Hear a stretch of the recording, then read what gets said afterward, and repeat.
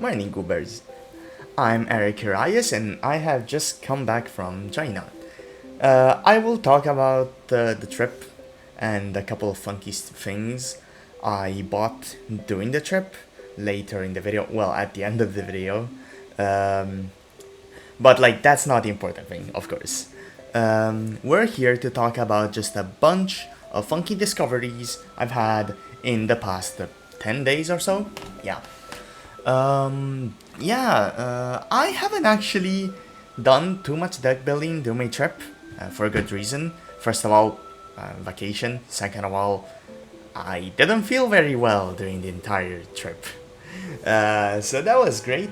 I still feel the effects of me sleeping horribly right now, with jet lag on top of that. Regardless, there isn't much else to say about the trip until we get to the actual meat of it later. So let's just go through the funky things I have discovered in these past couple of days. So starting here with, let me just grab my phone. I need to not forget what my plan for this video was. There's the document here, but I'm just not gonna show you it right now. I'm not used to speaking anymore. That's great. I'm never used to it because like I upload every 2 weeks now, 3 weeks. It will be 2 weeks again soon. Regardless of that. Okay. So let's start with a discovery that I am very upset. I have only discovered like a couple of days ago, which is the one card combo from diabellstar into Earthbound that does not require Dark Magical Curtain. If you've seen a couple of my older videos, say Chaos Ritual Earthbound, also known as Ace right now, which is just this Simorg is not loading. I decided to choose Simorg for today because it looked cool. I wanted to try and use it, and so yeah. The line here needs to go through Dark Magical Curtain, which will release in a week, literally from now. That's great. The line as a TLDR is summon diabellstar, set deception, use diabellstar to make D-mod. D-mod will grab me a curtain. Then you use deception to eat the D-mod to add hollowed. Hollowed for Moresilago. Moresilago will get up Sinful Pose, it doesn't really matter. What does matter though is a curtain to summon Knights and Sorcerer. And then with these two, going to the Crimson King, add Crimson Call. Crimson Call will add a Keeper, and you go from there. This line is very simple, it's very powerful, and it is basically one of the biggest reasons as to why Ace I consider right now the best Earthbound variant. When I made the original video talking about Ace, I thought it was gonna be cool, but it wasn't gonna be too good because of the bricks. But yesterday I went out to hang out with a friend. He needed to buy some stuff at a card store, and after that we just went out and did some testing. The store itself was doing some maintenance, so he could only just buy stuff and then piss off. So we went to some random bar, bought a singular drink, and then sat there for 2 hours and a half doing a grinding nightmare whilst I was on Combo Slop and he was on Elf Note, which was also Combo Slop. So that was really fun. But like, the main takeaway from yesterday is just that this variant is so freaking powerful, it's unreal. I'm still tweaking a ton of the ratios, especially the non-engine, and yeah, I really am not too confident about this because, you know, Impulse can be really rough to play into yourself because it turns off stuff like BLS, it turns off Raciela, which, to be fair, in 60 card, Raciela as your first play isn't that big of a deal because like you only have 6 of Keeper Sweeper in 60, and so playing Gremlin and Kraken specifically to dodge the fact that if your only play is Rusiela, you're dead, is not that bad. And also like low impact hand traps in 60 is just super rough, but at the same time I don't really want to play into boards, even if I have stuff like Sloth evenly and droplets and whatever. Also Droll, I don't know if I should play main or side, maybe over the impulses and just add a Veiler, which is very searchable, of Rusiela and also B2B. To summon Rusiela and then going to Veiler, whatever. That this is not the important part actually. I got sidetracked. Ace is really powerful, but we'll talk about it a little bit more later on.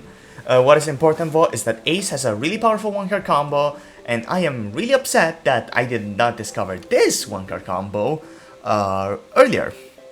This is really it.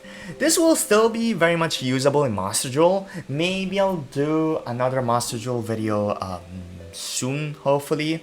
I have a really funky video idea for Master Duel though, so I think the Master Duel Earthbound guide will have to wait.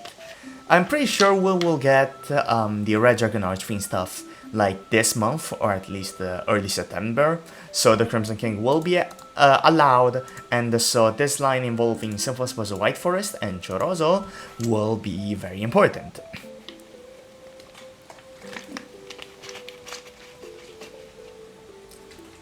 But what is the actual line right here? Does Simorg have solo mode? Please tell me it does. Please. Solo mode. Okay. I didn't even plan any of this. I just went, you know what, let's use Simorg because like it looks cool. I've never actually used this. How do I turn off the music? You know what, it's fine. So put this back. Now I need to remove sound effects, I think. Oh god. Okay. Let's keep it here and then mute. The music is pretty good right now, so that's something. Let's grab the diabellstar.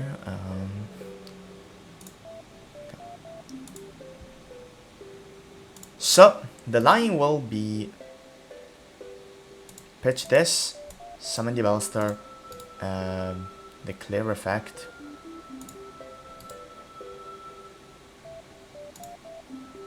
Let's grab Deception. Sorry. Place Deception. View extra deck. Let's banish the diabellstar. Summon D-Mod. D-Mod effect. Let's go grab a Souls to my hand. Now use Deception. Eat D-Mod. Grab Hollowed effect to summon Murcielago by pitching this. Murcielago effect to get me an azamina Zet. Then activate Souls, pitch the diabellstar, summon Souls, make Chorozo of these two.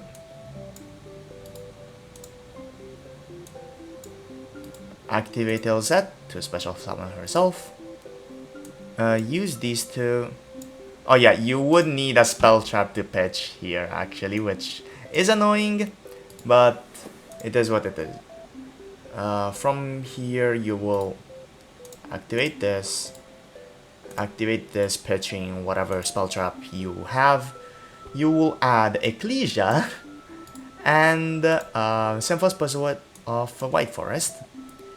Now, you will get hollowed back by shuffling Murcielago. Activate Hollowed. Yes, Chain.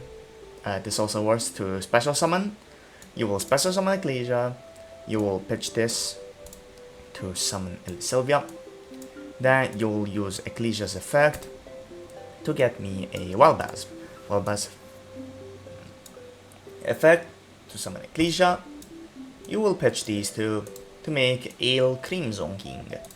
Crimson King will get me Crimson Call. Crimson Call will get me Keeper. And this is the basic gist of the line. It is unbelievably depressing that I only discovered it a week before the newest bridge that is 20 times better because it has a much better to draw brick and has much more versatility because Nightstand Sorcerer is a pretty decent summoner for B2B. This is just sad to discover this recently, but at least it's usable in Master Duel. From here, if you had something to a monster to pitch off of the section that's not D-mod, by the way, you can instead just pitch that monster, then use D-mod plus souls to make Choroso, and just keep Murcielago on board. This way you can make Dragster with Keeper right here. Let's just finish the line here. Let's summon Walker, get me a Harmonic. Harmonic off these two Buckos to go into Juraisin and Gremlina. From here, Gremlina will get me Sweeper. Sweeper will get me Vision. Nothing, no one saw that. Summon Vision, make these two into Griffin. Get me a Gaia. Gaia, get me a Greenpeace Golem. Summon Greenpeace Golem. Drop the level to 3 so that it's 9. I guess this is fine. The line, I don't really like it too much, frankly. Crocs. Crocs will draw me a cardboard. Splendid. And I guess I'll just pitch these two to go into a B2B. And yeah, Griffin will just summon a Sweeper. So that you can make a Berserker or a Dragster with your B2B. And from here, you don't have a wanted, so you will reset this and get your Ecclesia back. So,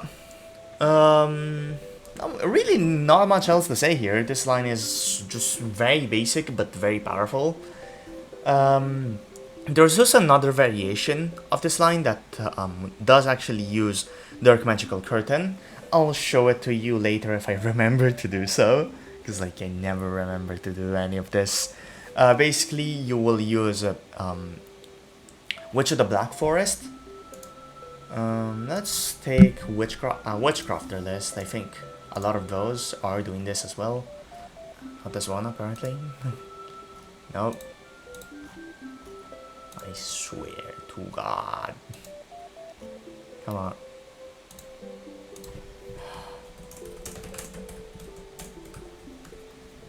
Witch of the Black Forest. Yummy is doing it, apparently.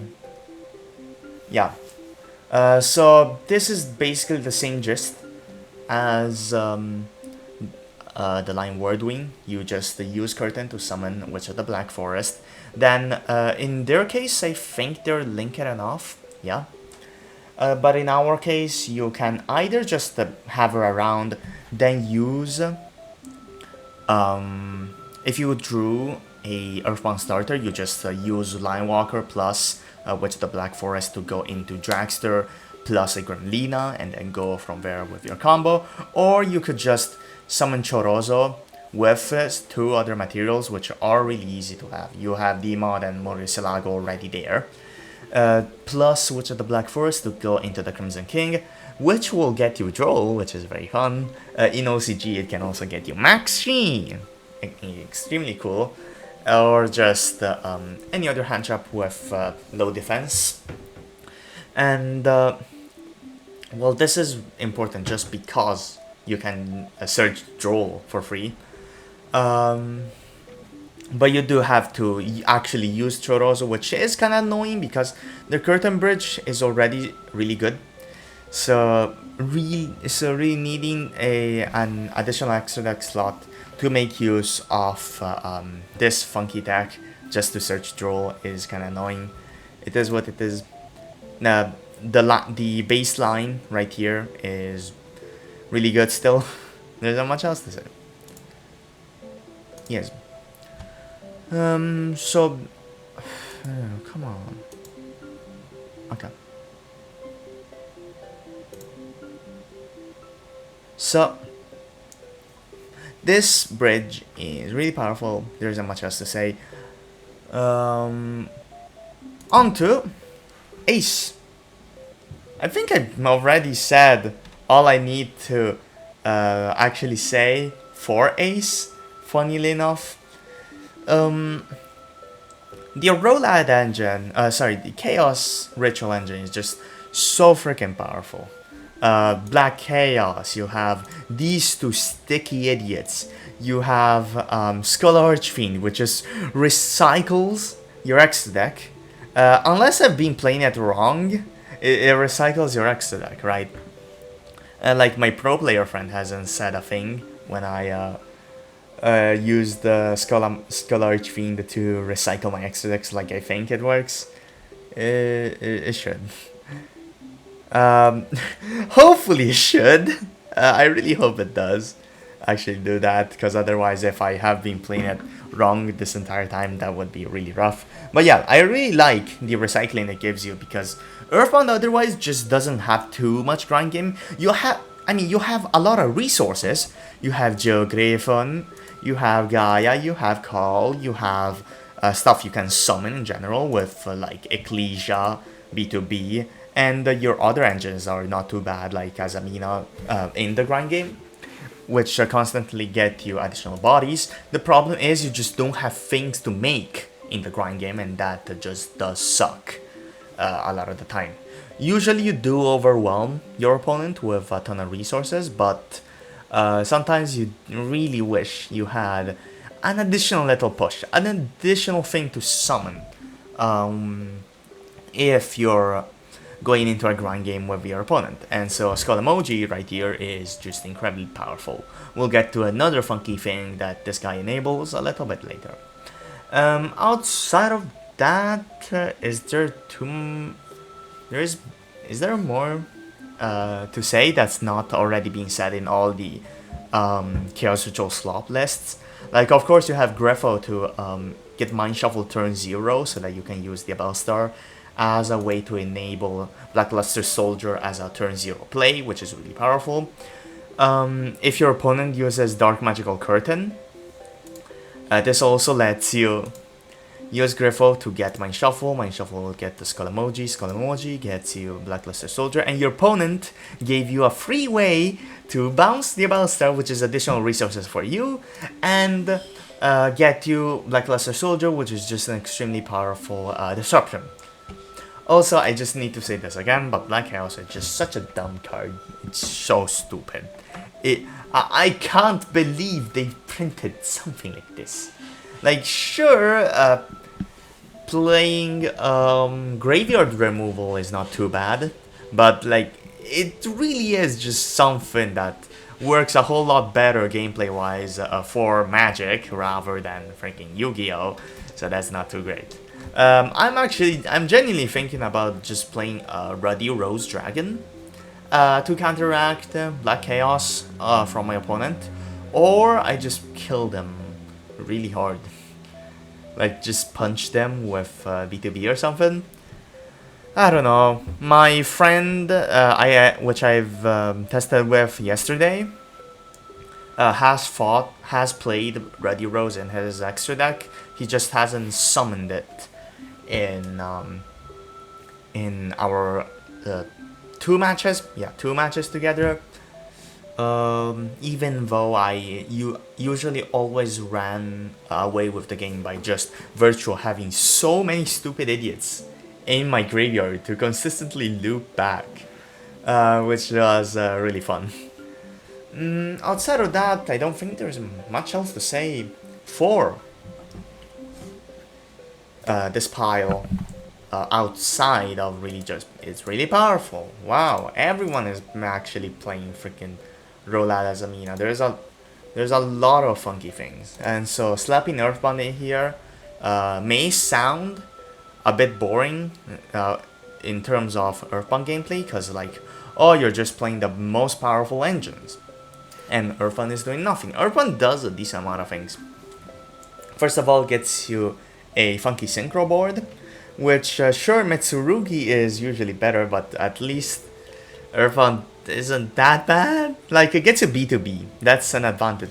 You know, I've watched a couple of videos recently which were talking about, which went decently viral, which talked about how if you're playing a rogue deck, you really should take as much advantage of the little things that make your rogue deck differentiated from the rest of the decks around, so that you yourself are able to push the deck and just try to do your best with it. And I really do agree with the sentiment. Like, Earthbound may be worse than Mitsurugi as an engine right here in something like as a Rolad, or just, I mean, masterduel meta divides them, but they're basically the same thing. Hell, here is just a bunch of azamina stuff and such. Like, Earthbound is usually worse, is just worse than Adventure, than Mitsurugi and such. But trying to make the best out of your resources that you actually have here with, you know, the Synchro Slop, with the bridges you get, with Rolad and Azamina into Earthbound, and vice versa with Earthbound in your one-card combo, like Keeper into Sweeper into Rosiela, gets you Deception, and then you can summon Ecclesia, and from Ecclesia you summon Wellbest plus Ecclesia to go into the Crimson King, and that is a really powerful line actually. Like that is genuinely a really good line. So yeah, it's really cool. But speaking of Mitsurugi, I have a couple of funky things to say about it. Alright, so speaking of funky Mitsurugi slot piles and whatever, included Azamina and Rolad, which we've essentially removed the Mitsurugi and then added the Earthbound. What if we added Mitsurugi into the pile with Earthbound? Because, like, you know, they're playing Water Enchantress, they're playing, hell, some people are playing Horus. How has this engine not has died just 20 trillion years ago? Like, how is this still seeing play? And also just their normal summons that also act as a semi-break. So what if we just play the Earthbound instead of those, and then add a Mitsurugi on top of all of this? So this is a very interesting. I forgot some things. right. This. Yeah, these cardboards should be right here. Please. Up. I put advanced OCG because I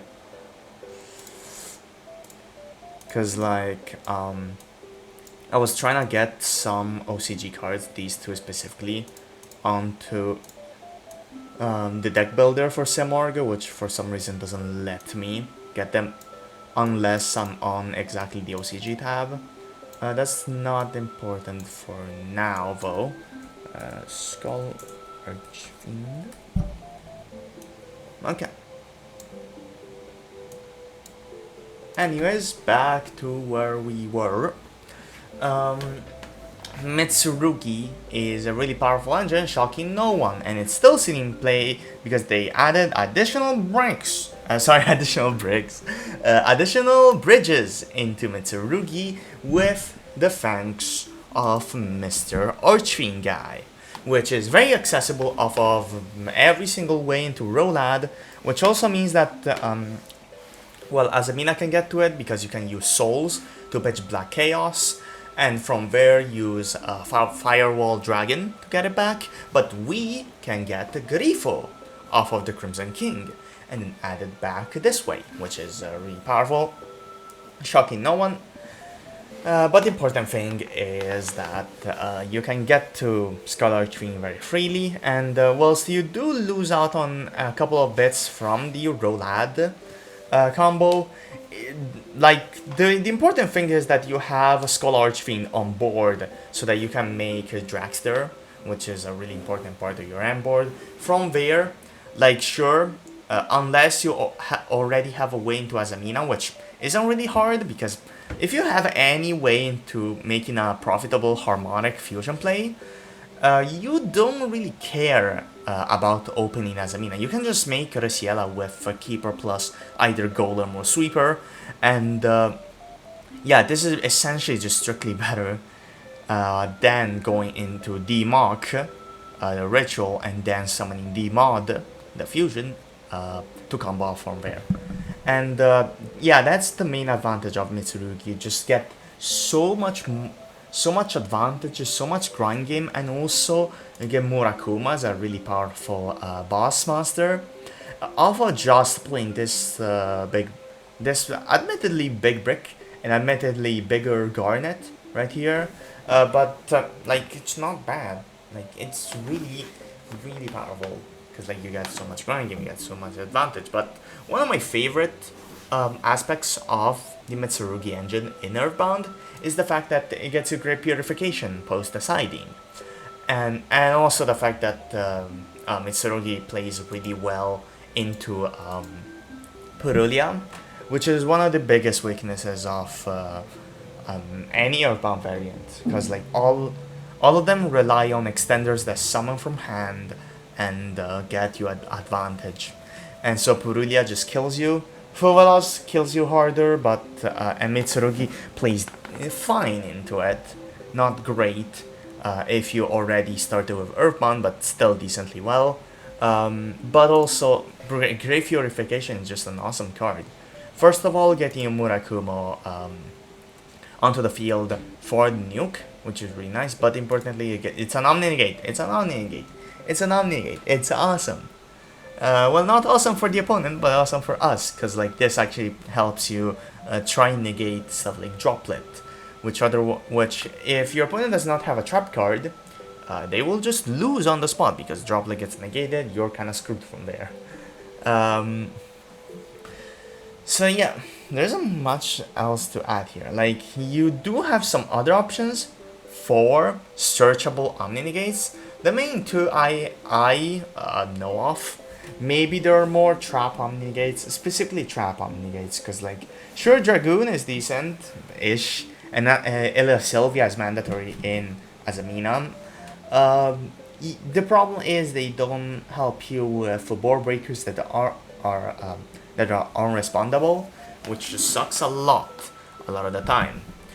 You do have a reframing off of Amritara, which is probably the best you could do, because Mitsurugi does have a decent chunk of bricks.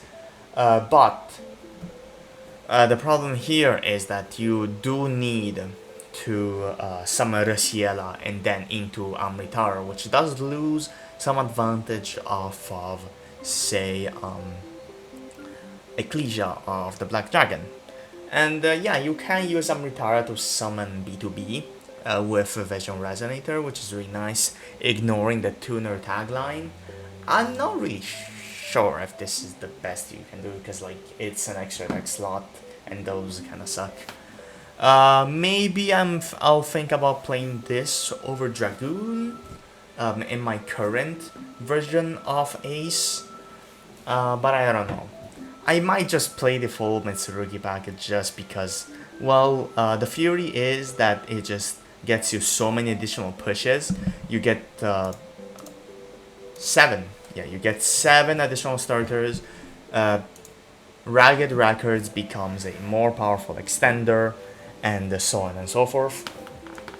You also have the option of Tiamite to get the Adamantipator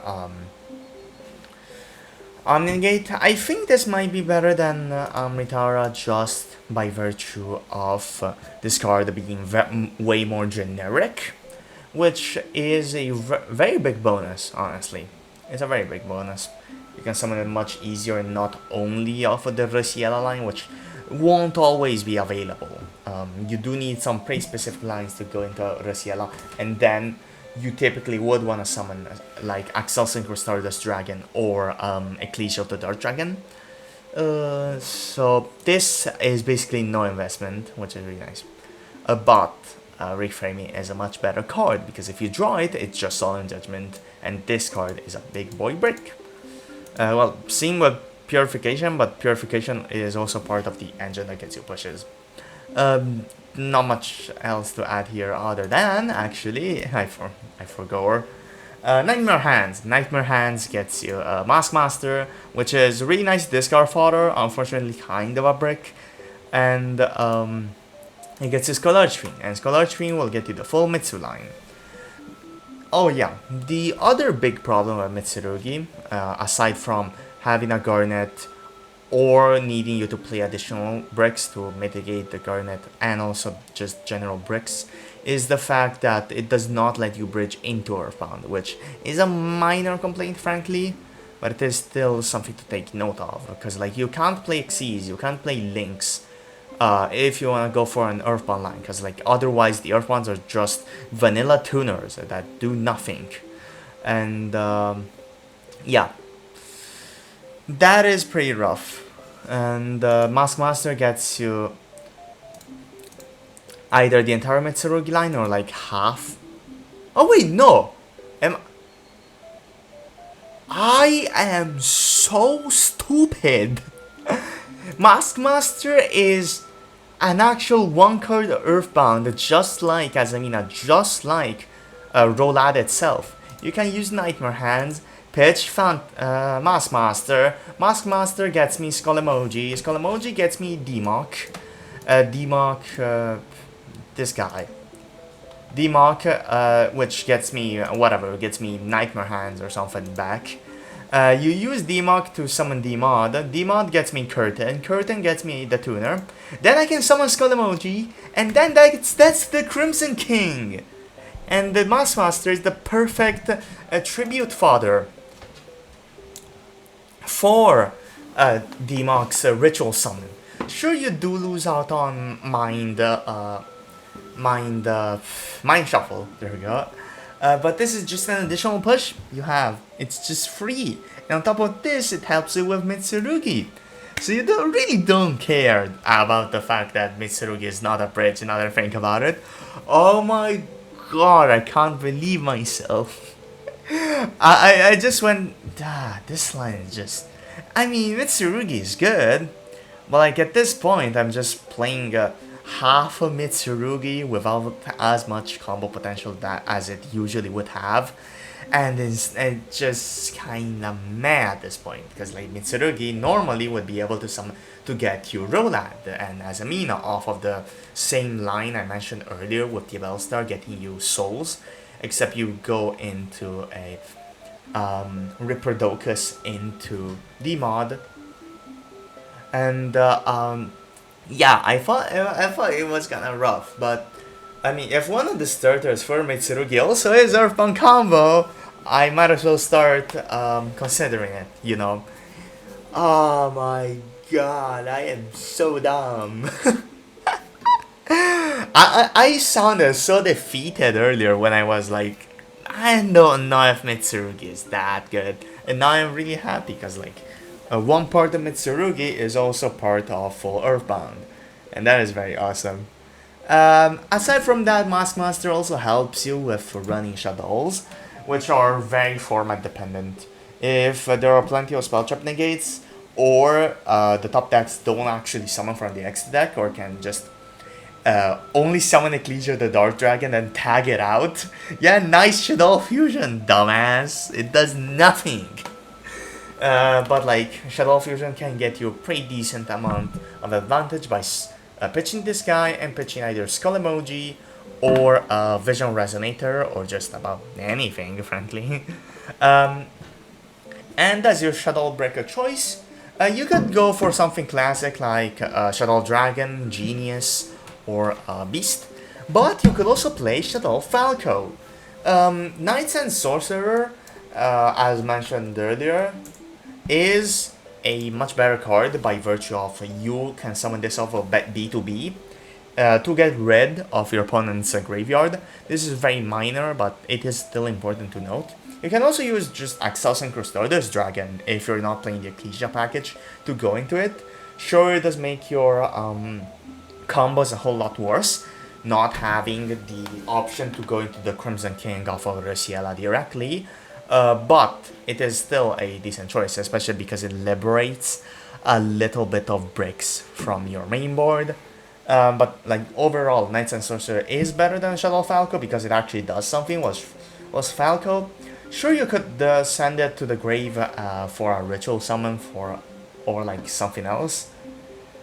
When I first Fury crafted this, I thought Falco was just the better one because like it summons itself. But now that I think about it, you can't really summon this guy often because like you discard for cost more than you discard for effect. But like I guess it's an initial body; it doesn't do much.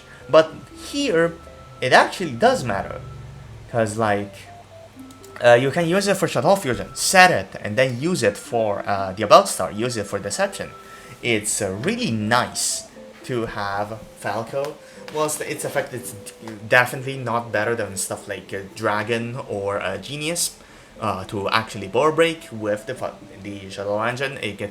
It's just a shared brick with Curtain summoning you Falco. So like if you want to play the Shaddoll package, or like it's just good in a format, alongside the Mask Master, you have the option. And speaking of formats and Mask Master being decent in them, the actual Shaddoll package plus Mask Master is actually pretty decent in Genesys, which I really should start by talking about this monstrosity. Some changes are decent. Victim Sanctuary is really really nice hit. This card is really stupid. I played against it yesterday with my friend on Elf Note. It just helps us so much with just screw your board breakers, screw your pushes, screw your counterplay, and also here's a Stardust Warrior on your face. It just on your face. I no. Anyways, like this card is really stupid. So like nah. And ignoring a couple of things I do not care about, Sync Emergency just baffles me because like why is this 5 points? This card is so stupid.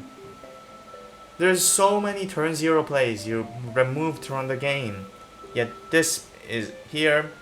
It's helping slop in a format in which you really shouldn't have slop because like Konami said 20 trillion times now that they want this format to be healthy and to let you play any one of your favorite rogue decks. But like they're making combo hyper-pass unbearable to play against. So I just don't get it. Regardless of that, what we actually care about is Dark Magical Curtain. There's a very easy bridge off of Shining Sarcophagus,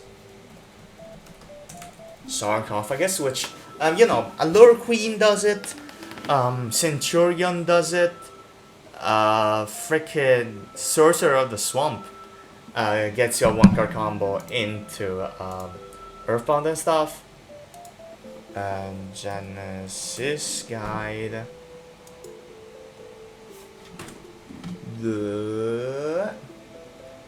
What engines are there for you to 1-card combo into? I mean, I guess no, Mask Monster doesn't do it because like you do need the Curtain. Curtain is really important for Shiny Sark. This way you can go DMG at the Sarcophagus. Sarcophagus gets you Dark Magician. Dark Magician is gonna be used for D-Mod. D-Mod will get you Curtain. Curtain summon Falco. Falco will plus DMG to summon the Crimson King. Go from there. This is a really powerful bridge. And it is so much more consistent than stupid Allure Queen with its 20 bricks. And it's a terrible, stupid chaos Allure Queen, which makes my blood boil. And And also Centurion, which is filled with bricks. And I swear there was another engine that bridges into Earthbound without a normal summon. I don't remember it, so like, fine. But like, man, I don't get why Curtain was hit. Like, sure, all the E-tallies, like actual E-tally itself, I think. Teleport. Yeah, this card did 25 points, sure, but there's a very important distinction. E-tally actually lets you use the monster effects, whilst the Curtain that just lets you sit there. And I'm sure if you summon Dark Magician or Dark Magician Girl, the originals, you can get the Spell Trap Dimensions Dark Magician, which is really powerful. Or you get a Gaze for the Dark Magicians. But like, that's exclusive to Dark Magician, like the deck. If you play it outside of that, it's pretty bricky. And like, you still don't get the effects. You get Gaze directly, which is just one additional body for Gaze. Is it really that bad? Sure, you get some floodgates like Mind on Air and the Gravekeeper's I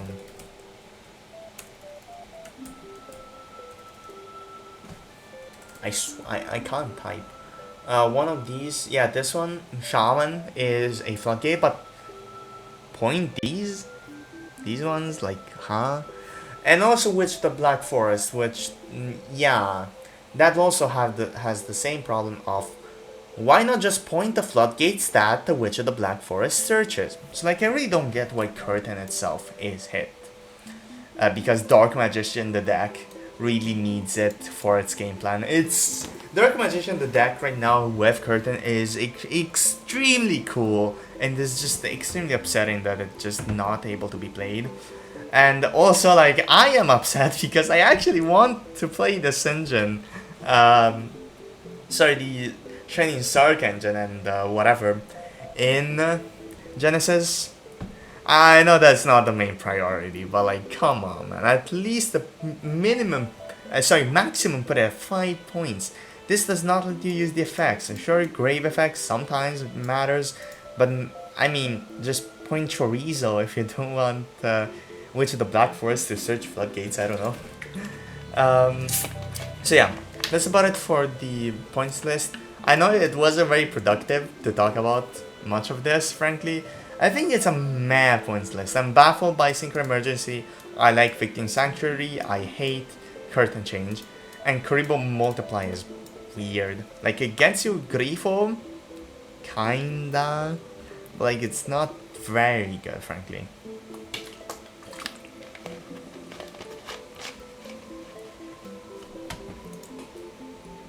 Oops, that's my script. There isn't much else here, like, other than talking about where is it? My Genesys pile of things to talk about. I need to go back to Dueling Book, I think, for my videos at least.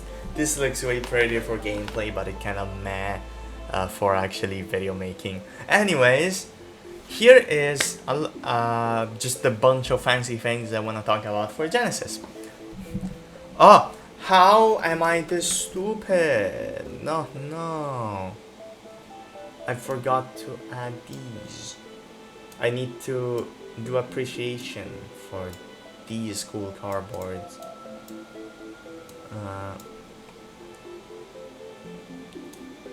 Glitch, playtime, and bone. There we go. That's it, I think. Yeah. Okay, back to this. Let's start by talking about Super Duper Poly. Why am I talking about this again? I talked about it in like 3 videos at this point, I think. First in the megayap, then in my FTK video, and I'm here. Why am I talking about it? Well, because I wanna just take a moment to appreciate Super Duper Poly, because like, I underestimated it so much, and the more I think about it, the more I play with it, and the more, hilariously enough, I've just been playing pure Earthbound a little bit in masterduel, and it's just being so fun. Super Duper Poly and is just incredibly. Oh my god! I hit my freaking desk. That's great. Super Duper Poly is just such a powerful card, and I thought it was just gonna be a really meh, because like you need to eat Geo Gremlin, so you can't use it later, and you also need a body on field that your opponent won't eat up. But like it being unrespondable and your opponent probably not seeing it coming most of the time is just a really nice advantage to have. And plus Gremlin can be recycled in pure variants because you play Booyah a lot. Booyah is such a staple of pure Earthbound, and you know, this just lets you recycle Gremlin to summon Luce, and then from there you can use all your fancy tools to go into Gremlin later for your ground game plays. I just wanna appreciate Super Duper Poly, I don't know. Yeah, that's about it, I think. And speaking of, here's Archfiend. Archfiend got hit in the last Genesys update, which I really don't agree with. I don't know if this was the important thing to actually hit. Like, Royal Archfiend was hit alongside Usurpation, so like it's really baffling as to why Usurp itself was hit. Sure, it's very versatile and it gets you Bone Archfiend, it gets you Royal, and right now it also gets you Skull Emoji right here. But I don't think it is really the problem. It's like, meh. You can disagree with me in the comments. Maybe I'm just upset because it hit me specifically, but it is what it is. It's still really powerful at 3 points a card, and I want to appreciate it because, like, first of all, Bone Archfiend gets you fancy stuff. It's really nice off of playtime, and also Ghastly Glitch is just such a nice thing to search off of Archfiend strategy with Kraken. When I've been playing just more of general pure Earthbound in Advanced than in Genesys, I have underestimated how good just having a field spell that does something and is not just a brick like something like Zombie World, like Dreamland, Summon Breaker, and all these fancy garbage stupid floodgates that are only good in the sideboard. And even then they're just really meh because like they're kind of win more from there. So yeah, like having Archfiend strategy as just a very simple and very powerful card that gets you that is part of an engine that is already super versatile is just really great. There's not much else to say. And speaking of really great things, playtime can get you Skull Emoji, and Skull Emoji can get you the mini Rolad package. We've talked about Chaos Ritual and it being really powerful in Advanced earlier because of all the interactions it has with Earthbound, and in Genesys that's also not bad. First of all, because you can access it off of Aerial Ether, and in pure Earthbound, Aerial Ether is really just easy to summon, frankly. And so from here you can make a Skull Emoji that gets you Demock, which gets you recovery and protection for your back row, and also just generally this is such a good advantage loop to have. You have Rolad recycling itself alongside a Demock. If one of these cards gets banished, you have Skull Emoji to take it back, and the Skull Emoji itself. It sounds ridiculous just saying Skull Emoji over and over, sidetrack. I feel very stupid, but like I really like saying it, and it's much better than saying Skull Archfiend for my brain cells. Regardless, this card is really powerful as a fusion material. A bit better as discard material, but in Genesys Earthbound you don't really have too many good cards you'd want that also want your discards. Like, you do have Dark Magician Girl, you do have the Allure Queen package, I guess. But Allure Queen is just so much better for FTKs because like it's terrible as an engine if you want to play fair, just by virtue of it being low quality. But you do still have Earthbound Fusion, you still do have Symphos of the White Forest, which is very funny to say because like you don't want Symphos White Forest with a Skull Archfiend around because like it's such a huge brick, and you need a monster on field to have that resolve. So you could probably just play a spread of free Earthbound Fusion. Like, if you want to play the maximum amount of fusion spells possible, you could play free Earthbound Fusion, free Chimera Fusion, and one Sinful of White. And one Sinful of the White Forest, just because you can search it, and it can help you with a couple of your lines.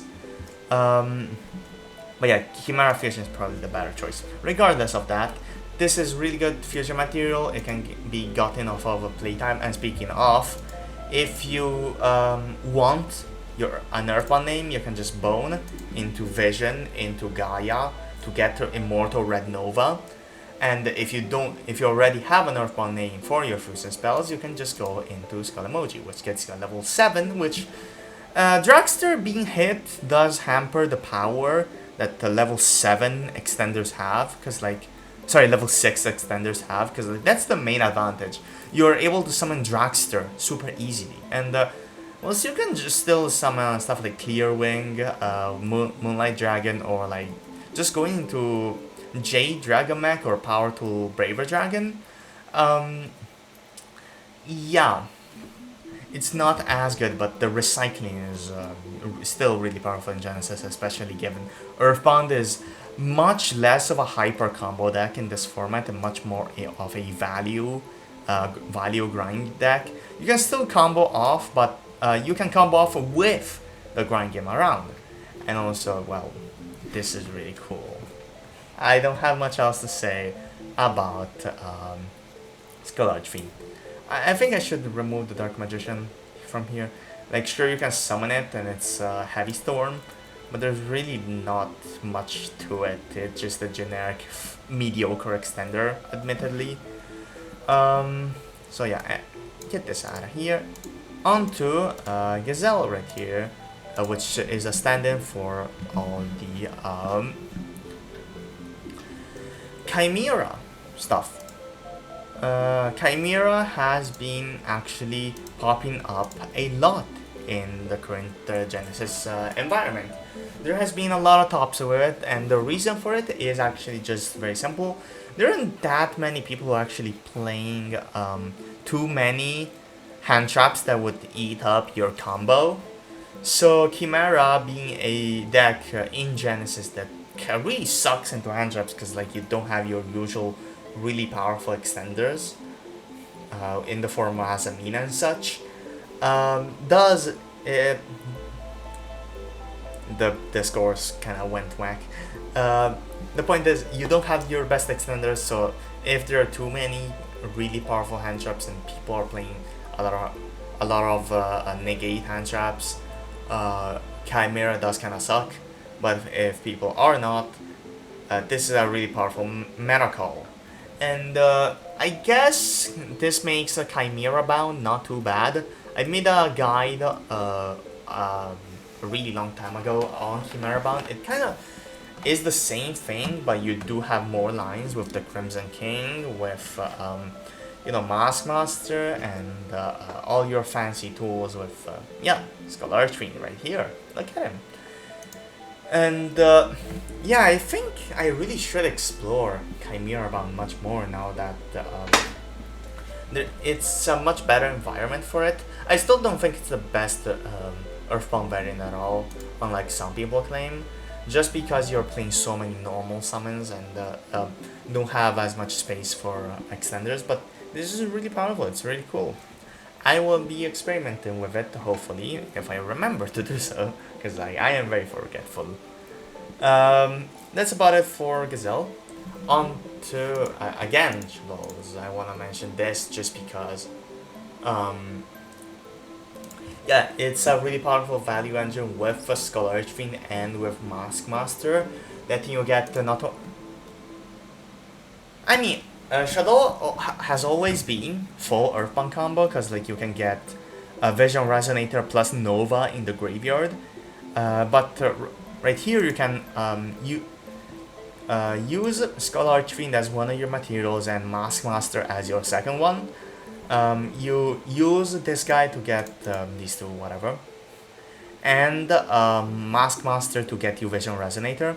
You get the 2 more level 8 bodies on top of your Red Nova and whatever.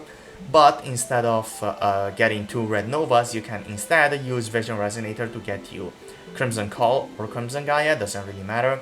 No, it doesn't matter, you get Crimson Gaia because like, you need Call later. You Gaia to add back Vision. You summon Skull Archfiend after doing your Black Chaos, your Mask Master, just punch your opponent in the face pretty hard so that you eat some of their board. And from there you can use Skull Archfiend to summon it. Then special summon Vision. Make the Vision plus Skull Archfiend into King. King gets you Crimson Call. Crimson Call gets you Keeper, and you can full combo from there with Demog and Mask Master as additional materials, even though it doesn't typically matter. At that point it's overkill. You have 3 level 8s on board, plus Meshakrer. So like, yeah, it's a lot of bodies on board. So like, you've already won from it. Wow. Like, now that I realize it, the shaddoll package is just way better because of these additions. Like, oh my god. That's incredible. That's really cool. So yeah.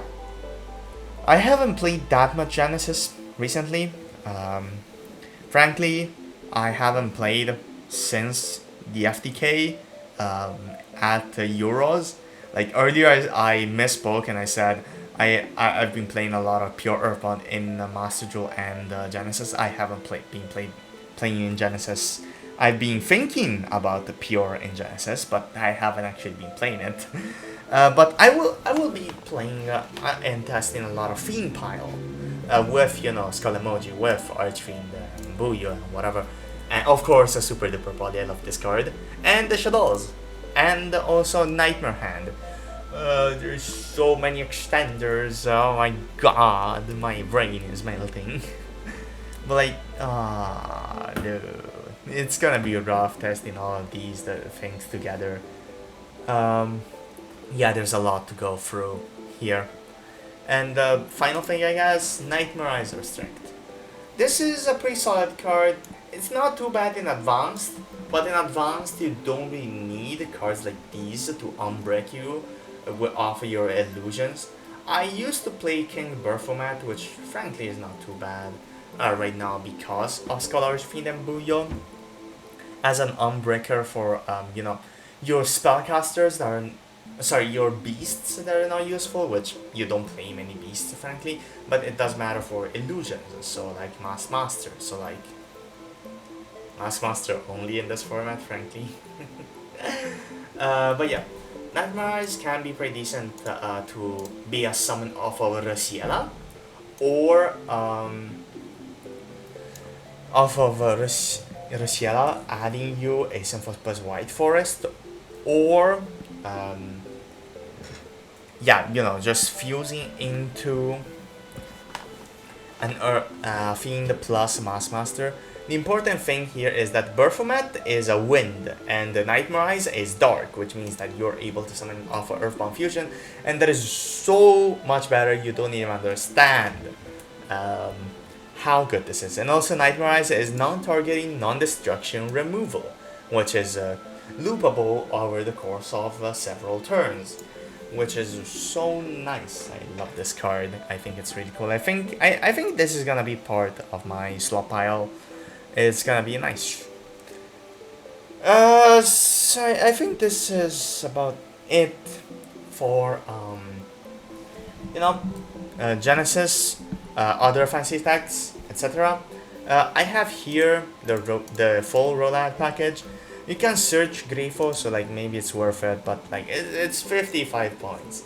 Rollout is scene play, so like maybe yeah, it's not as bad as my brain thinks for the 40-point price tag on Mind Shuffle, but still, Blackluster Soldier can just be played right here as sorta going second. Sorta going second utility. I don't know if I really like it as an additional brick, but what I do like is Chaos Mystic Box.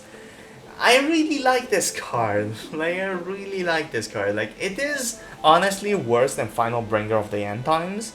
But Chaos Mystic Box has a lot of synergy with, you can just summon this guy.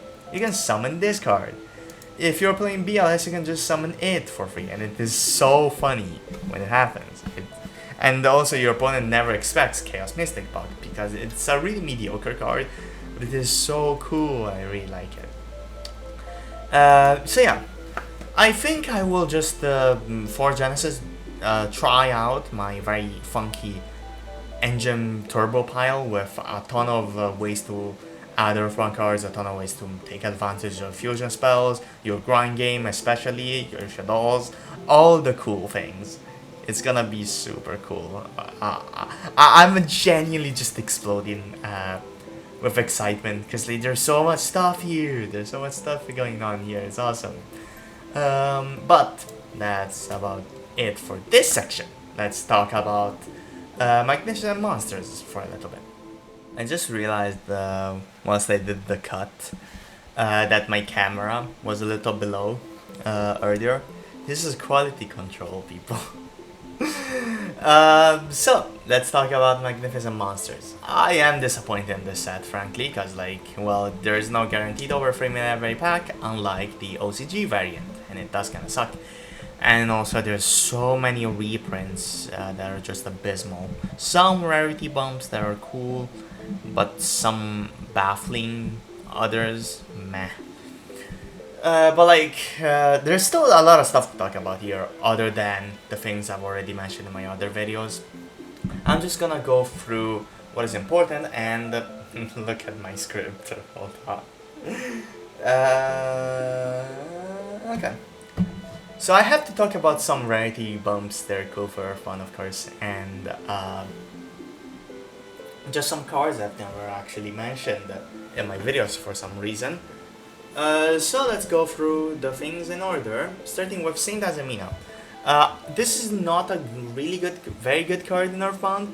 It's a really powerful super poly target, and it's kinda fine to summon off of your Azamina lines. But like, people really like this card and to play it.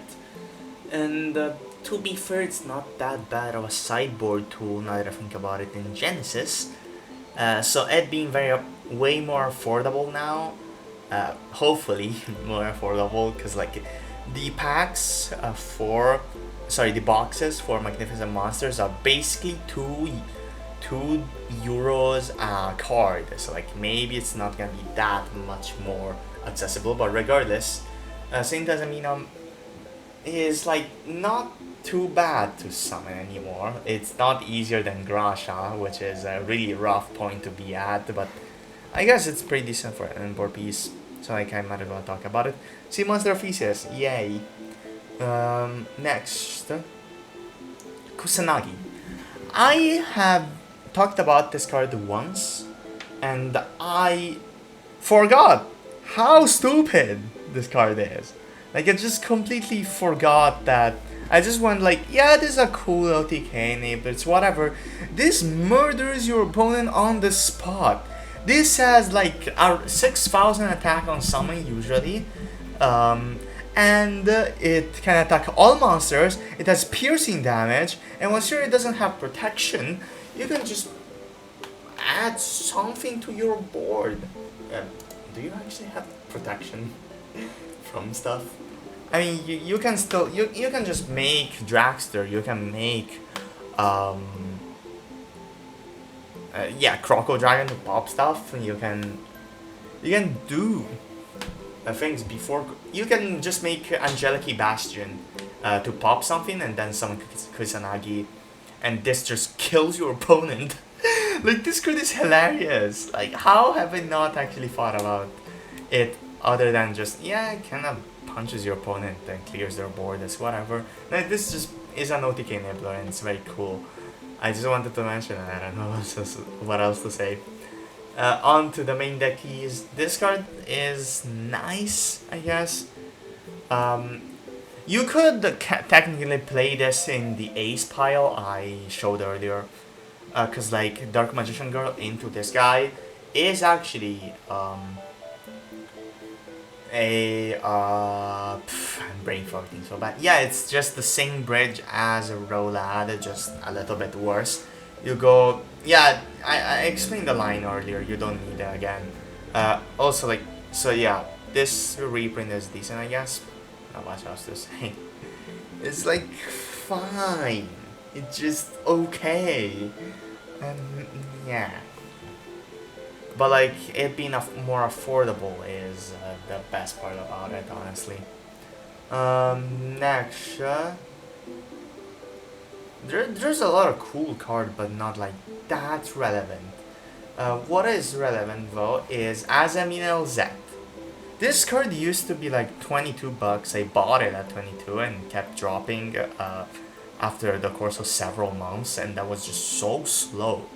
It, and White Forest, it only started getting cheaper whilst the White Forest was slowly declining. And even then, like Yummy and some other decks were still playing LZ for the Azamina Bridge, so it just made the whole thing really rough. But finally, Azamina LZ has been reprinted. I frankly don't like Ultra Rare, but it just being a reprint is really nice. So yeah, there's no more excuse for you people to tell me that oh yeah, you can't afford to buy Azamina Z just for the Synthesis White Forest, the really small one card combo. Yeah, I want to say this again. Azamina Z is really nice because it gets you your one card combo and it opens up so many combo lines for very fun plays for Earthbound. Like, why would you not play this? Like, sure, thematic integrity, but also Earthbound does nothing on its own. You make Kraken get prison and pass. Yeah, the fun part is actually taking advantage of your Earthbound cards and trying to do the silliest stuff you can do. Then again, I'm not your mom. I can't dictate what fun is for you, but like this stuff is cool. Keep track of it. Then there is Deception. This is also a really nice reprint, especially for the people that wanna try to push Earthbound to its limits like me and wanna play Azamina Earthbound.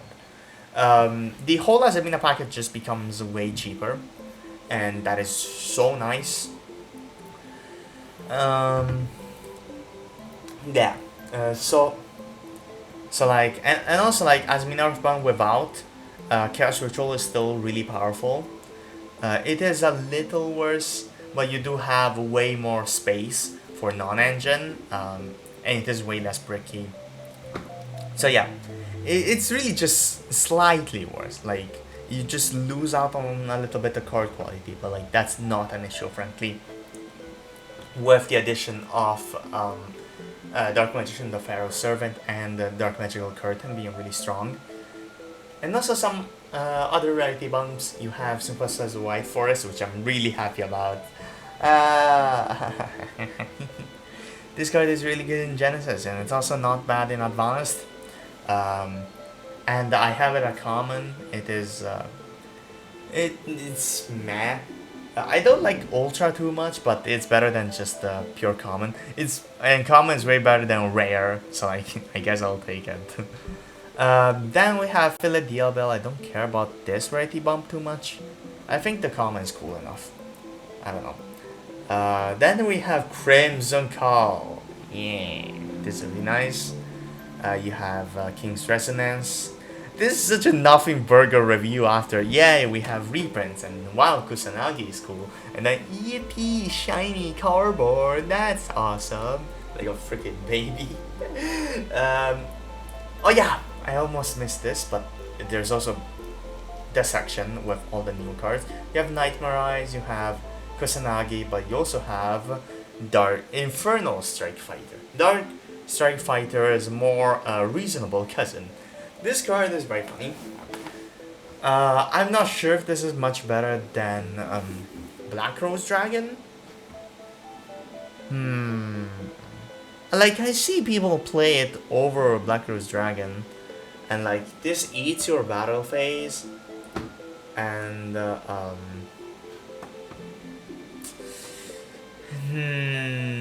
It is a dark monster to its credit, which is not nothing, because like you are able to if you really need a dark monster for a combo with either harmonic or to summon the Crimson King from there, this is a very important thing to have. Like usually you would play Q Belt for your mediocre bridges into fancy stuff.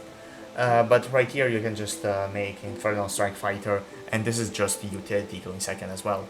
It's not that useful going second because unlike stuff like Elf Note, which can just summon a 7 for free, you actually need to jump through a couple of hoops to actually get into here. Not much else to say, I think, here. It's a good card, but I don't know if it has space in Earthbound. What may have a space in Earthbound, though, is Orichalco's Sword of Sealing. This is not really a brick. Not really a brick. It is a brick if... No, yeah, it is a brick. It's just a... If you already are playing, this is not bad. But if you're not playing, you're not playing. You're very not playing. Orichalco's Sword is a really, really strong disruption. It is just a non-negate. It eats a Dark Ruler, which is super common in Genesys. Oh, by the way, this is just a pure Genesys card. You don't play this on Advanced. You will get this off of Power Tool Braver Dragon. You get this off of Power Tool Braver Dragon, which, if you equip it to Power Tool, you're able to first use this to negate something like Dark Ruler, and then you can send it to the graveyard as cost, which means that Braver Dragon will no longer be negated, and then just either change the battle position of a monster or just negate its effects. Without the Life Extreme, you just don't have a use case to the battle change. But you don't need the Life Extreme. You can just play this as a one-off. And this also has the advantage of giving you so many more fun things to do with stuff like Millennium. And stuff like Millennium. There you go. With Millennium and getting you what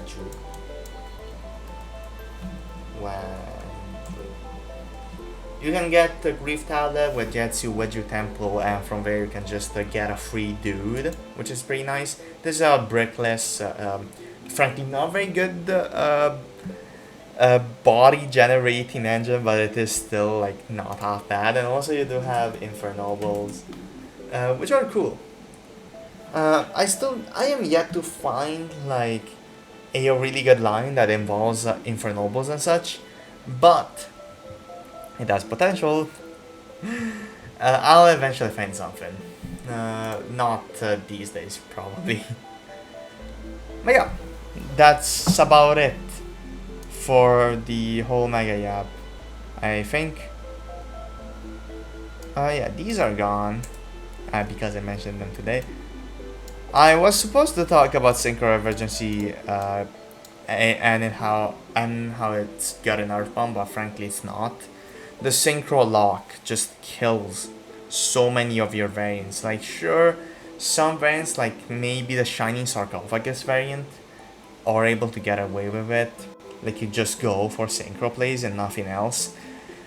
But it just sucks. Like Earthbound is at its best when you're able to do so many fun things, and also not having Gremlina just cuts your engine, cuts your ceiling in half anyway. So is it really worth it to have this frankly decent but not too overpowered non-engine?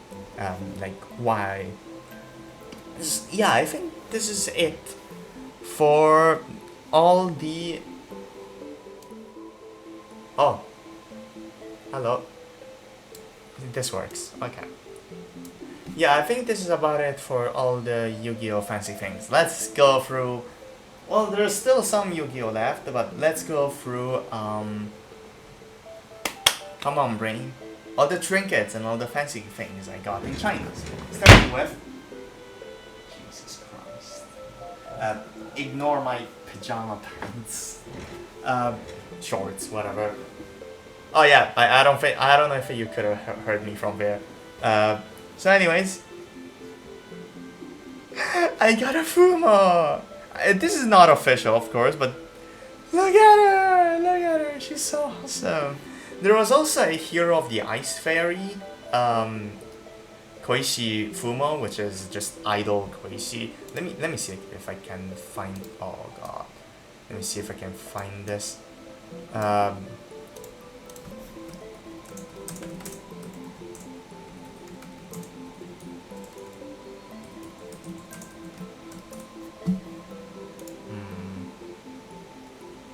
Yeah, there we go. Something like this. I really didn't. I thought it was cool, but I didn't really want to play it because get it because as much as I want, as much as I like, is that fucking Mitsurugi? No, it's not. As much as I like Hero of the Ice Fairy, I don't know. This is just so green, so light green, and just doesn't look like Koishi. Anyways, back to this one. It has a cool dress, which I don't think the official one has. This has roses on the skirt, and it's pretty cool. And also the eye is purple. Typically, I think it's blue, but my favorite color is purple. And I just remember, yeah, I'm wearing this shirt today. Actually, I don't know if too many people know that I'm Toho fan outside of just this shirt. Anyways, this is really cool. Let's go to some other things.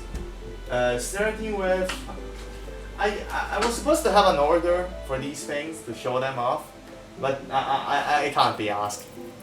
Starting with this Gothel kitty. I think it's neat. Not much else to say. It also, like, now that I think about it, it's kind of nothing burger. Oh yeah, the fun thing is, actually, I almost broke the freaking piece that was holding it together because I kept moving it around instead of putting it in my stupid backpack for some reason, because I'm a very smart person. But that's about it. And there it has a rose here. At this point, I think a rose is my favorite flower purely because it looks really nice on accessories and such. Yeah. So on to some other small plushies, things, keychains. Hatsune Miku with a strawberry shortcake, I think.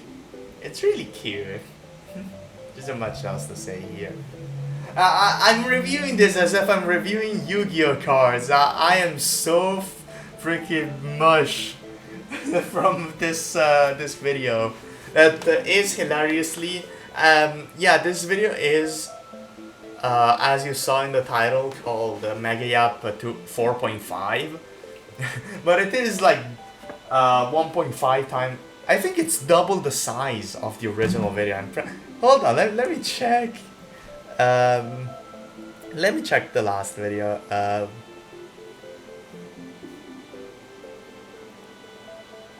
Area curious. Why is the first result that pops up Ultra Kill? Okay, this is 50 minutes. I don't know how long this section is, but I'm pretty sure it's, yeah, at this point it's just double the original video.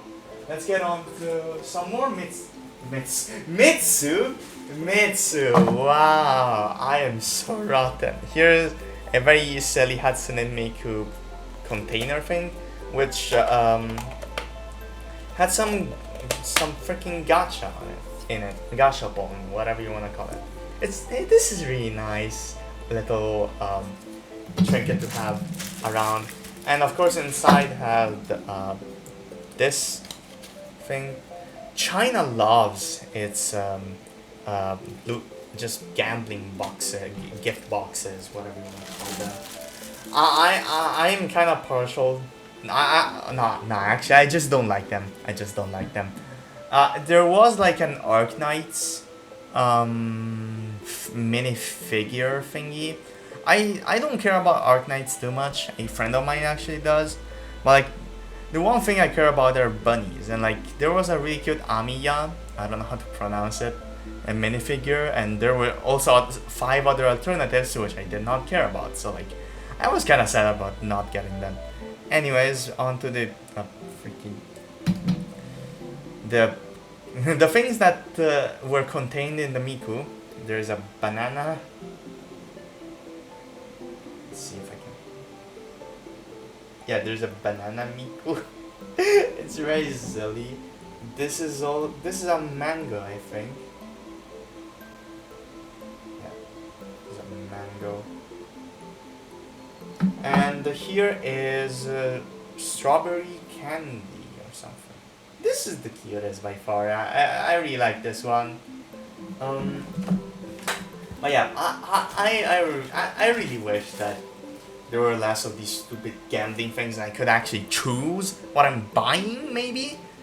Like it's not just limited to like Gashapon IRL. Like I've seen actually a Gashapon shop. In the same mall I have bought some of my Yu-Gi-Oh cards, which I'll show you as the last thing, cause like why not? The in the same mall as the Yu-Gi-Oh shop, like yeah, it was an entire Yu-Gi-Oh shop. There was no Pokemon, none other stuff, which I thought it was mind blowing. Regardless of that, at the same mall there was just an entire section. Like in Italy, we have some self-managed. I don't know how to say it. Self-service. There we go. Self-service shops that have a lot of vending machines and such. If you want to refill something, they're really nice. But instead of those, you had just gashapon machines. There wasn't really too much I actually cared about there though, so I didn't get anything. But if there was some Plants vs Zombies, I would definitely bought it.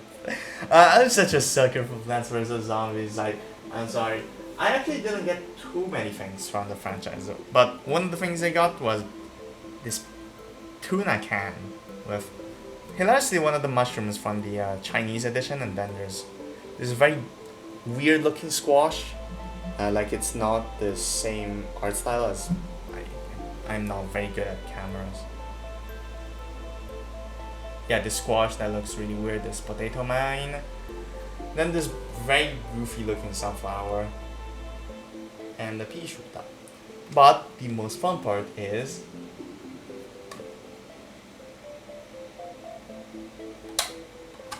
I really know. Hold on. I'm not good at this.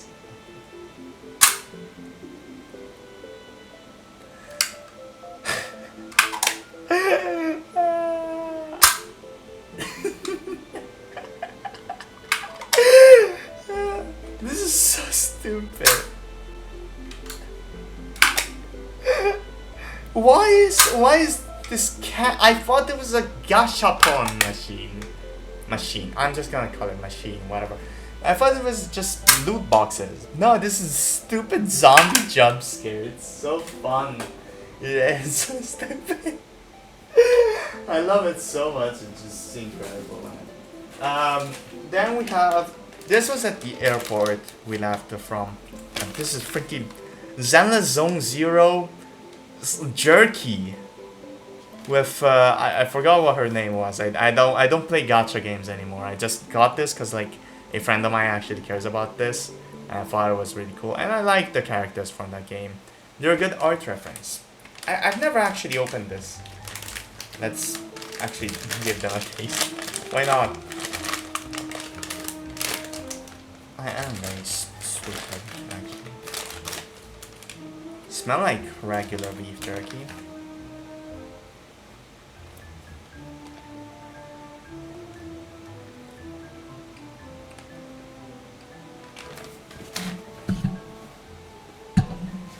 Oh, no. They're tough is an understatement. Yeah, no. Okay, I think I will just keep this as little souvenir. Maybe just scotch. Use a scotch to keep it. It's genuinely inedible and it tastes like nothing. Like, oh my god. Worst mistake. Although, speaking of Zenless Zero, let's grab this very cool box. I already unboxed it whilst in China because like I have boredom. I removed a lot of the plastic from here, so like it's just a big pile of goop right now. Oh yeah, here are my cool cat stickers. Cool cat stickers. They're really awesome.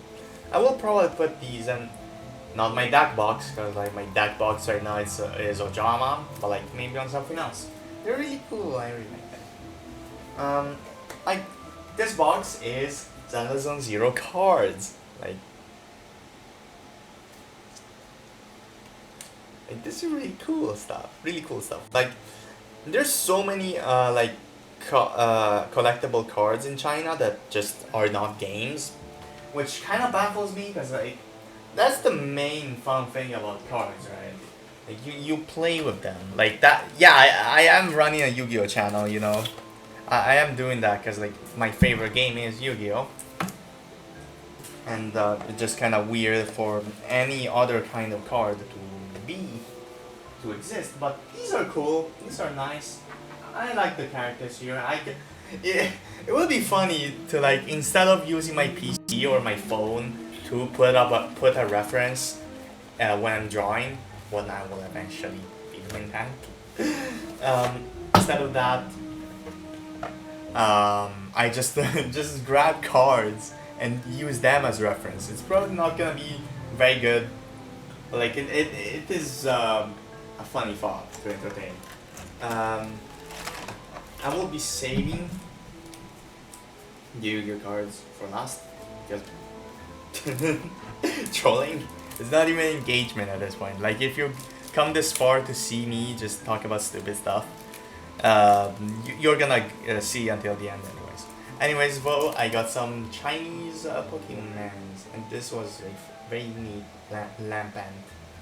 Also got some Ace Spec. I don't know, I don't play Pokemon. Like I vaguely know some. I mean, I play the Pokemon game, I don't play the Pokemon card game. Seicha, my goat.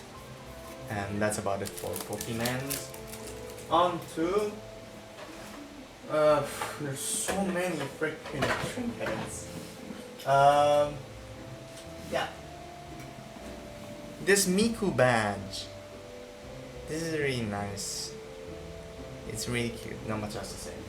There's also this Rem badge from ReZero. I practically know barely anything from the series outside of watching a few silly parodies from an Italian YouTuber in like 2016. But my cousin cares about these and cares about the series, so I got it from him. Next, we have Cinnamon Roll. We have Cinnamon Roll Magnet.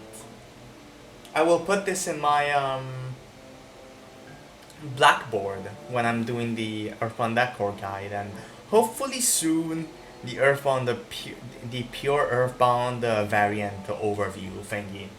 This is gonna be on there. And speaking of magnets, we also have this little basket with a goofy potato guy and eggplant.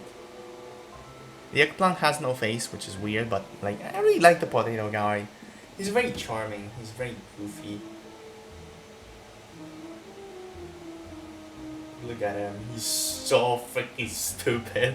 This is also a magnet, as you can see from this thing right here. I will also be putting this on the blackboard once I actually have it set up. On to just some generic silly stuff. We have, I forgot what his name was, but I really like him. I think he's very fat. He's very fat, and that's really cute. Then we have this duck from a boba chain, I guess. Oh yeah, I forgot to mention that this potato guy is supposedly from a very big company in China. My sister told me that. I don't know anything about it, so I can't say too much.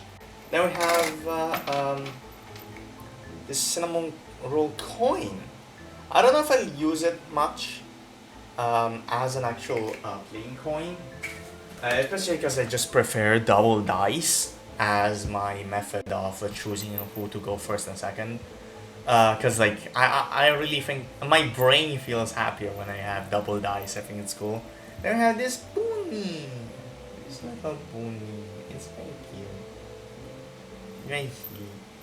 On to another one of the silly creatures. We have.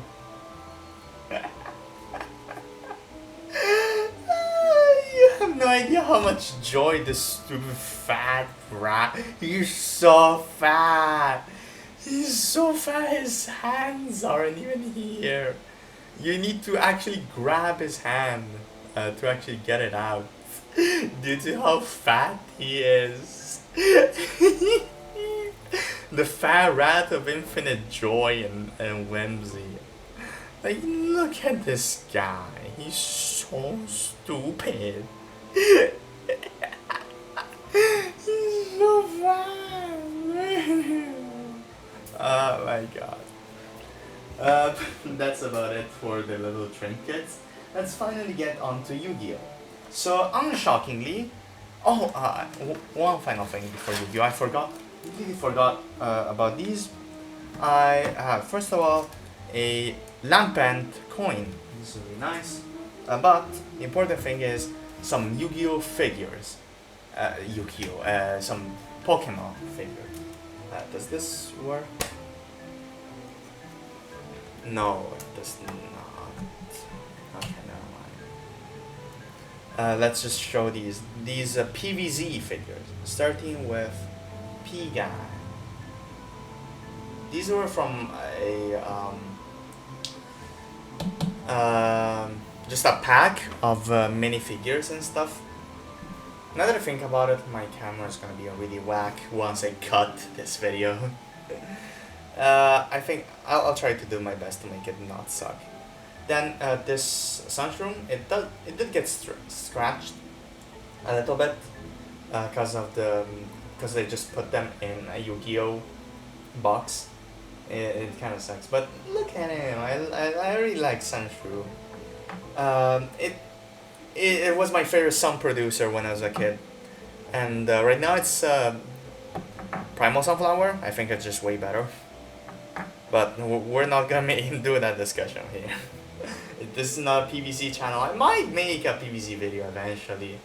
I already have a made. Where the? My pea should have fell. I don't know where it went. You know what? I'll get it later. What is important though, for now, hopefully I get it back, is my bok choy. I already made a couple of PvZ Heroes videos. No, sorry, exactly one. But I might make some more. Maybe not just Heroes, because I don't just do card games. I had just been starting to play the original on my PC. I've only ever played the mobile. But like, maybe I'll do something else with PvZ. This is a walnut with a pacifier. They're supposed to be little baby guys, so like, I guess that makes sense. They have knights on me, of all things. Doesn't look very good, honestly. And they have Disco Zombie. I really like Disco Zombies, they're really cool.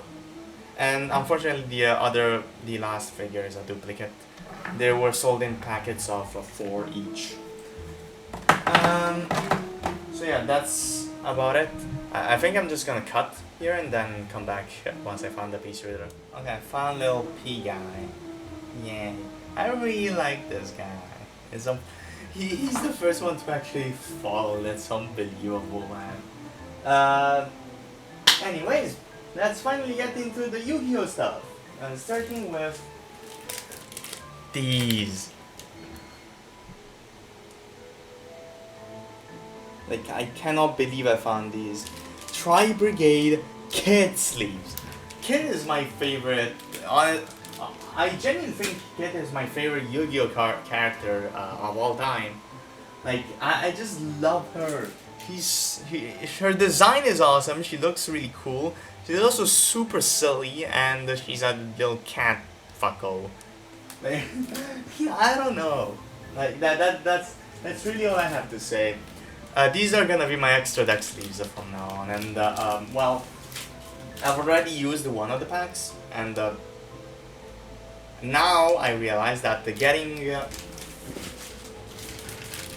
6 of these on top of the 7th one that I got at the store. I only got this one at the store and was really upset that I should have gotten more. Like, surely I would need more for my extra deck slots in the future. I like majority of my collection has been sleeved with kit. Mistakes have been made. Regardless though, like, at least I have them for the future. It's not like I can use these for the main deck and then swap my extra deck, cause like, for my main deck I have my Yugioh sleeves, and the fun thing about these is that I have 6 more.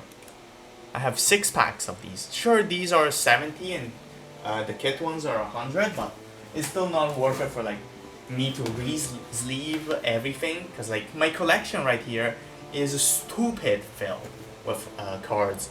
It's not just my main deck. Like I would need to re-sleeve my entire collection otherwise, and that's just a pain.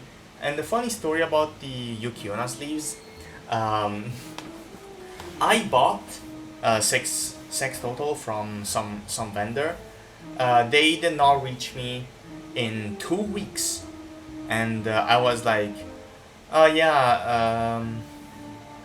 And like this was after the person sent me the wrong kind of Mayakashi sleeves. They sent me Mayakashi transformation or something like that. Basically the ones from Magnificent Mavens from 4 years ago. Jesus Christ. Yeah, from 4 years ago. And I told them that they went, oh yeah, I can get you the Yugioh sleeves, that the actual correct ones with a premium discount. Was like from the €7 they costed to like €2 or something. I was like, okay, cool. They did not come for 2 weeks, and so I refunded them, and I bought 5 from another vendor, and then all of a sudden 2 weeks after I actually get the Yugioh sleeves. It is just unbelievable. This is just not real. Like, how does this happen? Oh my god. I mean, I wasn't really in a rush, so like I could have probably waited the half month. Like, it was just probably not correct to do so with an expedition, with the sleeves I needed. Also, I need to get something.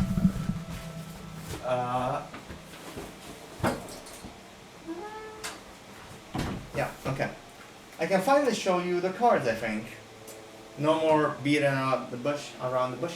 So, unshockingly, when I was in China, I wanted Chinese cards, because like they would be a really cool souvenir.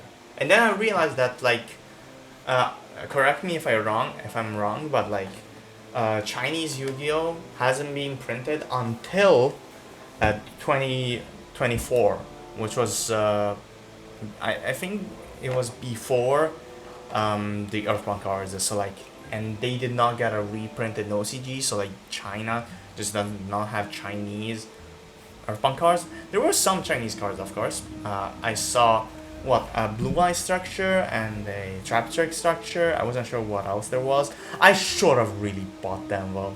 Like, I'm coming back to China next year anyways. I've been told it would be a month total of just being there. And probably my cousin is coming there, so like we're definitely going to a Chinese Yu-Gi-Oh shop and try to see if we can play OCG, if we can get some more Chinese cards and such.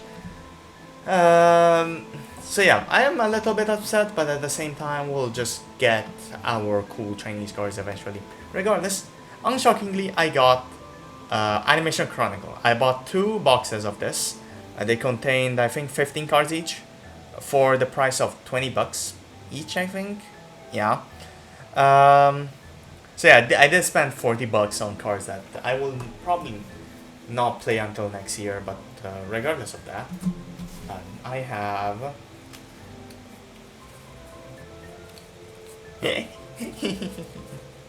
I'm so happy. I got a couple of Piscus, Um, these are the cards I care about. Some sharks, shark cards, some...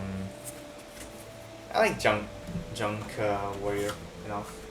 And then here is the big pile of bulk accumulated. On top of the stuff that I've been sent from the vendor of my sleeves. If I can go with it. This is all info and... no, it's just all info, yeah. Just and they also have some additional cards, but I won't get into these. What is important though is just all this bulk. These are all in Japanese, as I mentioned earlier, because like China did not have the Earth 1 cards. Compat Wheel, some Supreme King cards, Desynchro, some random alter guys, Illusion support. This is just Animation Chronicle 2023. I am happy about these, but at the same time, I really wish I could have gotten Chinese Earthbound cards, because you know I'm Chinese, so like I would want Chinese cards. These are not bad though.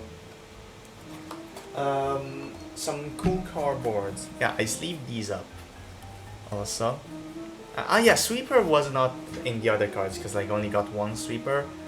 And also, this card. I got jump scared so hard when I found the right arm of Exodia. Like, I did not know that this was just part of the pack. Back then they were just reprinting the Exodia pieces for funsies in the old art style, and I nearly shot myself. Like, I did not expect this.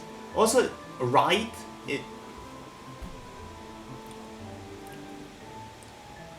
Yeah, this is just right. The same character here. Same character here is the same as Chinese Yo, which would be right.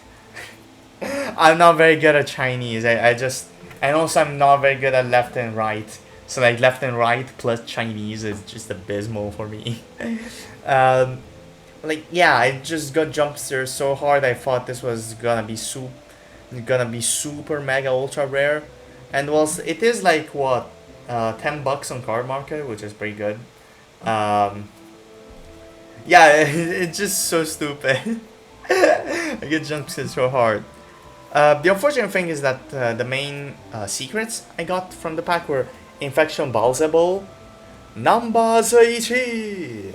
I really like the number ones from Zex. I love Zex in general, but especially when Heartland in the sub, in the Japanese, just summons number 1 and everyone loses their mind. Like, excuse me, number 1? That's one of my favorite scenes. It's just so funny to me. But yeah, I got this one as secret. I don't know if I can actually... You can't see it much. And also Chlorless. This is pretty cool. And off of Taobao, just like some of the trinkets here, I got... And my full one right there is from Taobao. I haven't seen Toho merch at all in the gift stores I went to. And I go to all the gift stores I see. I'm kind of shocked that Toho doesn't have that much of a presence in the Chinese cities I went to, because like there's so much Chinese Toho stuff. Hell, there's Chinese Toho characters. There's a lot of, I think, Chinese influence that Zune has gotten inspiration from. So like it's really weird to not see that much Toho in China. I haven't seen that at all, actually. Anyways, I got these from Taobao. So all the cards I'm missing for Earthbound are Harmonic. Harmonic. Please, brain. Harmonic. Harmonic, Kraken, and Grasha. There we go. And I learned recently that there's a lot of rarity variations for my Earthbound cards. So like, you can... Do I have Prison? I have Prison, okay. You can get Griffin Secret! Secret is genuinely one of my favorite rarities. Only surpassed by like, what? Platinum Secret? What? Yeah, you know, just the upgrades to Secret. I would have died to have Griffin Seeker. Griffin is my favorite card of all time, as people may know. And man, I'm upset now. Actually, I guess I can get them off a card market. It might not be as special, but you know, it is what it is. Last thing is also Yu-Gi-Oh related, and oh my god, where's the other one? Okay, there we go. But I got off Taobao these. And let's show. They're punk keychains. There were like boxes of the boxes of utility box. That's a mouthful. At the shelves in the Yu-Gi-Oh store I went to, but they were sold at such a big premium. I did not care about those cards. I only care about Earthbound, you know. Outside of some specific cases, like I really like Witchcrafter, but like besides that, I just like the characters. I just like Zeamin. She's so cute. She's very cute. Zeamin, Kit, some other goobers I really like. And I got these keychains, which is awesome. I will put them on my Ojama right there. That's about it. I've gone through all the freaking silly stuff I bought in China. Outside of like some magnets I put on the fridge, we had. Do I want to go through the trip? I don't really care.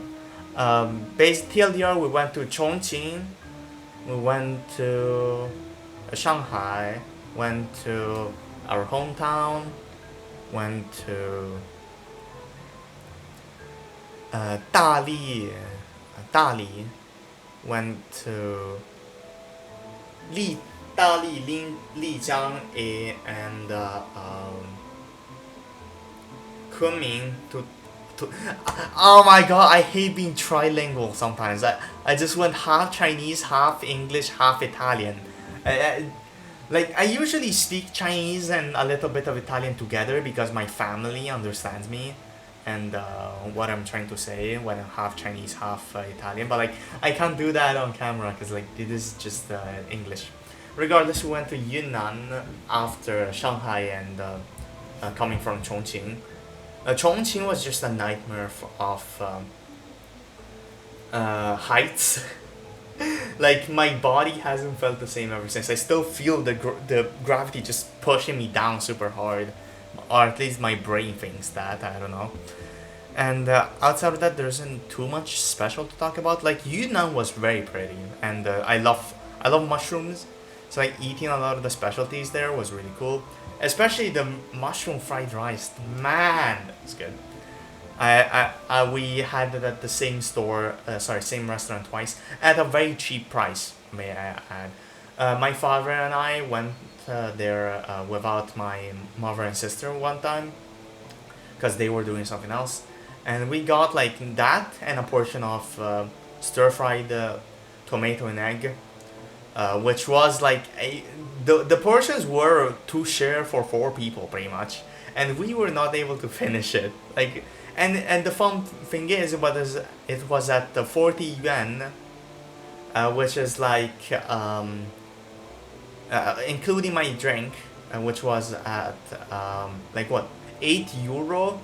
At €8, you can just get one fried rice for one person in Italy right here. And that is just absurd. The expensive things in China are still the same prices as everywhere else, but the food is very affordable. Like, man. Okay, I was gonna say something here about some things I've been interested in recently, because like I love cooking. It's my second favorite hobby. But like I'm just not going about it here right now in a mega tangent at the end of the freaking video. Anyways, last stop was Shenzhen, but like at Shenzhen we stayed at the airport. We literally did not leave the airport. We went to some kind of loungy room. We stayed there for 12 hours because we had a flight. We have the flight. We just landed at like what 1 p.m. and we had the flight at 1 a.m. the day after. So like we didn't want to get a hotel for just half a day. So there was like a very fancy room to sit in. We just sat there for 12 hours. I did go out to check out the gift shops. I went to get an ice cream. We went out to eat. But like, just there was nothing to do. At least my VPN on my iPad worked, but my VPN on my phone didn't. So like, I just wasn't able to do too much work for my videos, for my other projects and such. But like, oh my god, that was really rough. Oh, FOMO, no, I forgot what I was about to say. Well, you know, it's fine. I'm glad to be back in Italy, even though the prices of food are hell. It is really nice to be in my room again and to actually have the motivation to make videos again. I kept my plushies there, by the way, because like I was waiting to finish this so that I would be able to put them in the assigned spots, including my Fumo. That's such a nothing thing to know. But yeah, actual final thing I bought. This sleeping mask. Cinnamon roll sleeping mask. I don't know, it's cool. It's just physically not something anyone cares about, that you like Sanrio characters, but I really like Cinnamon Roll. He's really cute. And also this dog guy is awesome. Final thoughts on cards. I'll be playing them in Yu-Gi-Oh! Genesys. The last half of this video is just... The last part of this video is just so freaking stupid. I mean, cool cards I got in China.